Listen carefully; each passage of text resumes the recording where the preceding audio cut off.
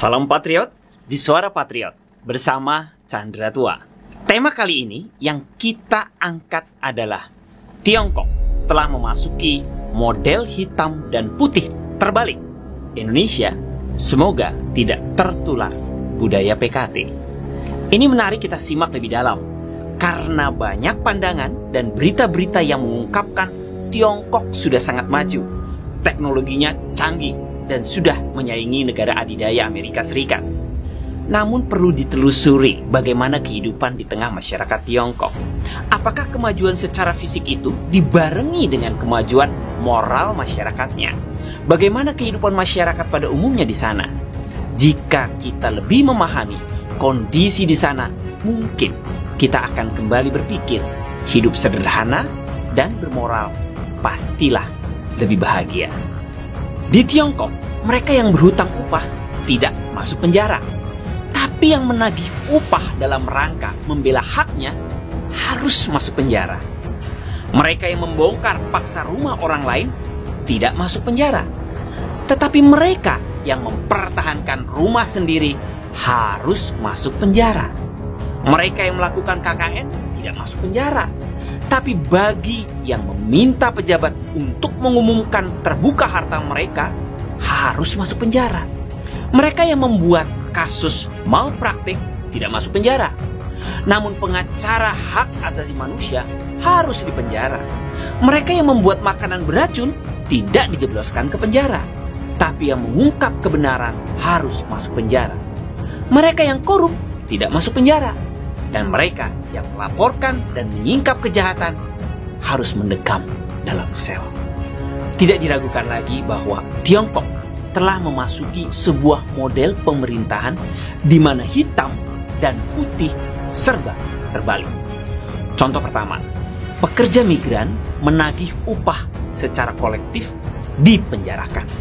Menurut laporan kantor berita Xinhua pada 6 Februari 2021, akun urusan pemerintahan di kota Hesuo, Provinsi Gansu, menerbitkan artikel mandor mendaki tower crane untuk meminta upah ditahan selama 10 hari.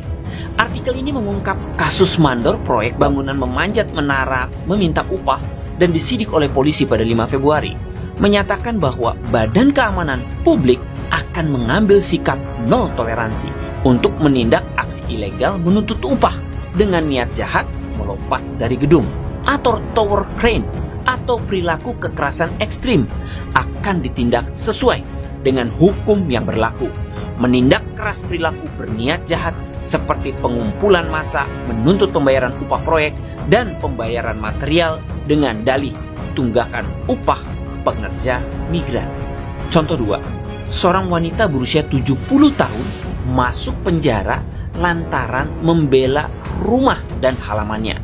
Chai Xie, mantan profesor sekolah Partai Pusat PKT, Partai Komunis Tiongkok, mentweet ada orang pintar melihat Feng Shui bagi pemimpin elit partai dalam rangka perencanaan untuk ibu kota, menyebutkan bahwa ada satu perumahan di desa Xiangtang, distrik Changping, Beijing, tepat menekan saluran nafas sang naga. Pada awal Desember 2020, pemerintah kota Beijing mengerahkan sejumlah besar polisi khusus untuk membongkar paksa lebih dari 3.900 rumah tinggal di distrik kecil itu.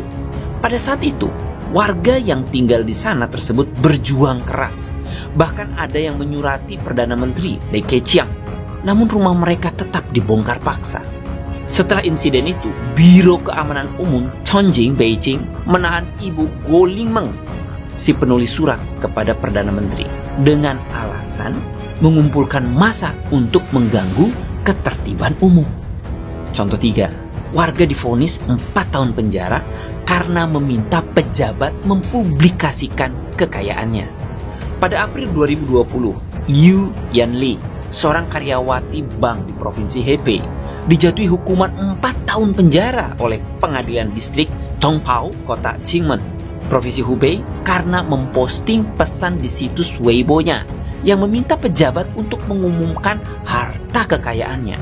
Tuduhannya adalah Liu Yanli membuat onar yang menyebabkan ketertiban umum menjadi kacau, serta berbuat kejahatan memprovokasi masalah dan pertengkaran. Sebelum Liu Yanli ditangkap, dia acap kali mengunggah artikel di Weibo tentang kehidupan veteran perang yang mengenaskan dan menyerukan pegawai negeri untuk mempublikasikan aset mereka. Maka dari itu dia telah menjadi sorotan utama dari pihak berwajib PKT. Sejak September 2016, dia telah mendekam dalam tahanan rumah. Oleh karena tidak tahan lagi dengan penganiayaan tersebut, dia pernah mencoba bunuh diri dengan memotong nadi pergelangan tangannya. Setelah diselamatkan, dia dijebloskan ke penjara di pusat penahanan di kota Qingmen. Contoh 4, pengacara HAM harus meringkuk dalam penjara. Di Tiongkok, pejabat menggugat warga satu persatu diperbolehkan menggugat. Sebaliknya, jika warga menggugat pejabat akan masuk penjara. Tidak hanya itu, pengacara yang mewakili mereka juga harus masuk bui. Sejak 9 Juli 2015, PKT menangkap dalam skala besar 286 pengacara hak asasi manusia di 23 provinsi. Oleh media disebut kasus pengacara 709 atas tuduhan subversi kekuasaan negara. Para pengacara ini setelah menjalani hukuman masih harus diisolasi dari keluarga mereka dan ditempatkan menjadi tahanan rumah, serta dicekal ke luar negeri. Menurut laporan media, semua pengacara yang ditangkap ini pernah menangani kasus warga menuntut pejabat.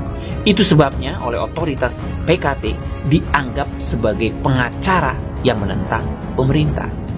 Keadilan di Tiongkok sudah mati. Hukum adalah landasan untuk menjamin kebenaran dan keadilan sosial. Pada 16 Desember 1966, Majelis Umum Perserikatan Bangsa-Bangsa telah mengesahkan Perjanjian Internasional tentang Hak Sipil dan Politik Warga. Konvensi menetapkan bahwa para pihak penanda tangan kontrak wajib memikul tanggung jawab, harus menghormati hak-hak politik warga negara, termasuk hak untuk hidup, kebebasan beragama, kebebasan berkumpul, hak memilih, serta hak prosedur hukum yang benar dan hak atas persidangan yang adil. Pemerintah PKT secara resmi telah menandatangani konvensi itu di Markas Besar Perserikatan Bangsa-Bangsa di New York pada tanggal 5 Oktober 1998. Namun karena banyaknya konflik antara konvensi dan hukum Tiongkok yang saat ini berjalan, Dewan Negara RRT belum mengajukan proposal dan Kongres Rakyat Nasional pun belum bisa menyetujui konvensi tersebut.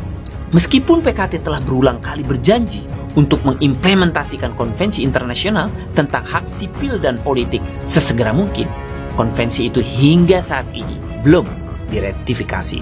Artinya, isi dari konvensi yang ditandatangani itu telah diakui secara resmi, tetapi belum menghasilkan akibat hukum di negara tersebut. Dalam 10 tahun terakhir ini, situasi hak asasi manusia di Tiongkok semakin memburuk. Meskipun komunitas internasional terus-menerus mengecam, tetapi PKT masih bertindak dengan caranya sendiri, terlepas dari konvensi internasional dan sewenang-wenang melanggar hak asasi manusia di dalam negerinya. Seperti pembongkaran ilegal, keluarga berencana paksa, pembangunan firewall jaringan ilegal, penghancuran gereja, penindasan kebebasan beragama, merampas kebebasan berkumpul warga, merampas kebebasan berbicara warga, membangun kamp-kamp konsentrasi di Xinjiang, penangkapan ilegal warga di Hong Kong, merampas hak warga negara untuk memilih, penangkapan para pemohon hak secara tidak sah, menangkap pengacara hak asasi manusia secara ilegal, mengancam hak warga negara untuk bertahan hidup, dan lain-lain. Semua ini cukup untuk menunjukkan bahwa keadilan di masyarakat Tiongkok sudah mati. Dengan penjelasan di atas, masihkah kita mau terpesona dengan kemajuan Tiongkok? Selama Tiongkok dipimpin oleh PKT, Partai Komunis Tiongkok, yang berideologi komunis, selamanya adalah penampilan semu. Semoga para pejabat dan pengambil keputusan negeri Indonesia tercinta ini tidak terpengaruh dengan kemilau kemajuan PKT yang menyesatkan. Salam Patriot, saya Chandra Tua, mohon undur diri.